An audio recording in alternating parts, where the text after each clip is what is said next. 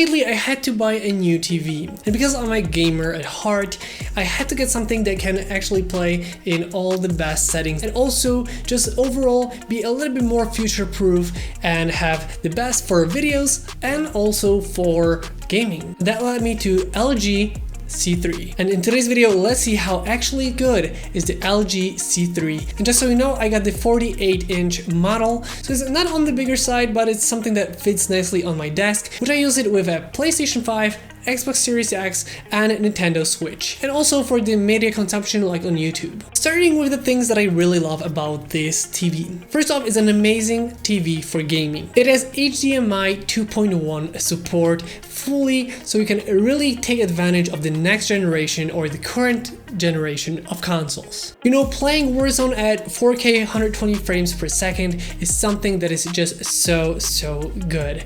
And one thing that this TV has, which is the VRR, and also all the things like the G-Sync, FreeSync, and everything that you might think of, which makes the gaming experience even better and smoother. You know, for example, I have been playing on an LG Nano Cell TV, which was 4K 120 frames per second. It also had an HDMI 2.1 port, but it wasn't an OLED, and also it was a little bit of a cheaper TV.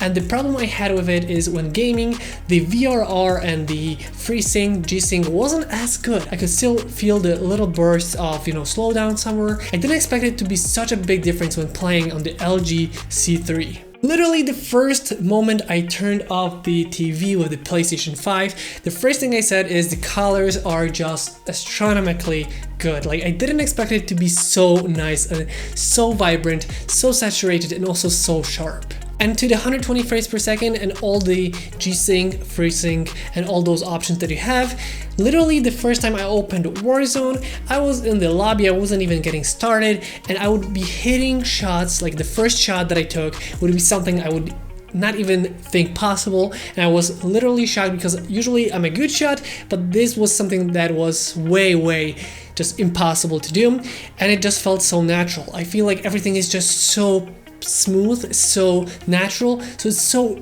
much easier. I even said to my friends that I think this TV has some kind of hacks, so everything is just so much easier, because literally that's how I felt when playing. Also, this TV supports HDR gaming. That's what I said on the PS5, which makes the console both in like the menu, or also going into games like Spider-Man 2, Warzone 2, Call of Duty Modern Warfare 3, or the Battlefield 2042.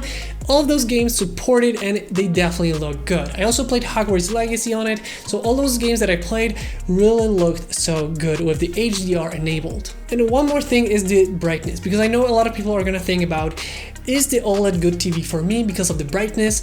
And my room maybe isn't the brightest.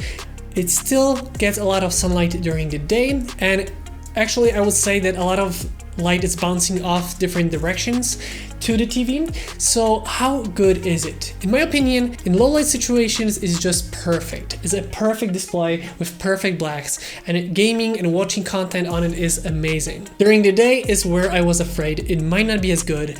To be honest, it feels like it's more than enough, to the point where during the day I don't even use it at 100 brightness.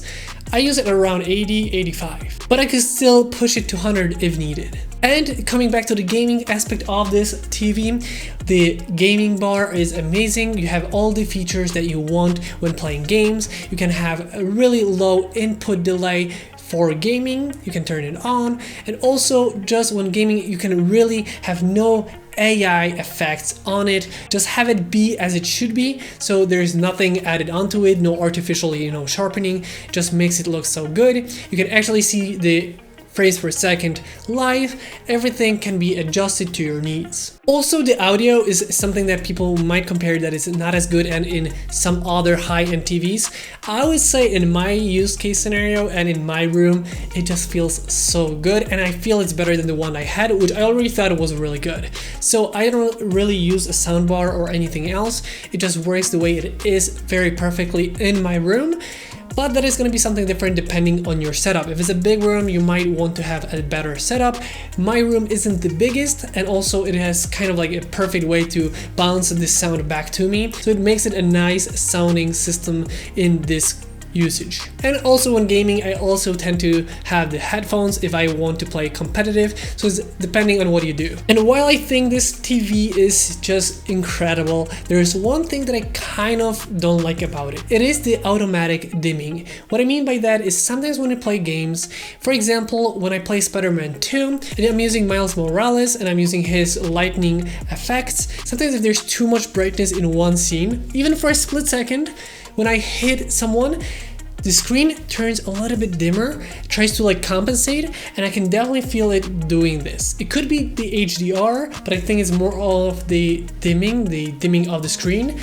And I kind of dislike it. I know it's something that is like a nitpick and something that you get used to and you don't even think about. And I guess most people are not gonna even notice this, but it's something that for me, I can notice that, you know, slight dimming and then going up kind of is like a split second thing, but I still notice this. Same thing can be said when I played, for example, Warzone 2, Call of Duty Warzone 2, and I was playing on the Al Mazrah map, which is a lot of sandy and like open, bright spaces.